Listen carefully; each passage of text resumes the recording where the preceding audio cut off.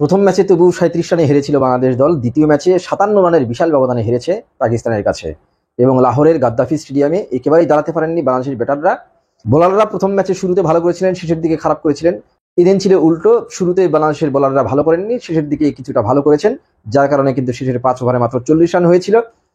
সেই কারণে পাকিস্তানের স্কোরটাকে ২০১ রানের মধ্যে আটকে রাখা গেছে।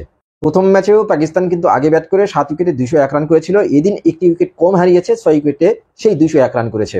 ১০ ওভারে ১০০ রান তো পেরিয়ে গেছে, ১০৭ রান করেছিল ১ উইকেটে। সেই পাকিস্তানের এত রান হওয়ার পিছনে মূলত বড় অবদান ছিল ৪১ বলে ৭৪ রান করা সাহিবজাদা ফারহানের।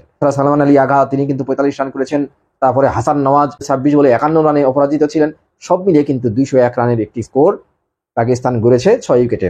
এই স্কোরটা কিন্তু শুরুতে যে এরকম ভাবে এগুচ্ছিল পাকিস্তান, তাতে কিন্তু ২২০ ২৩০ এরকম হওয়ার সম্ভাবনা ছিল, কিন্তু পরের দিকে বাংলাদেশের বোলাররা কিছুটা ঘুরে দাঁড়িয়েছে, যার কারণে অত রান হয়নি।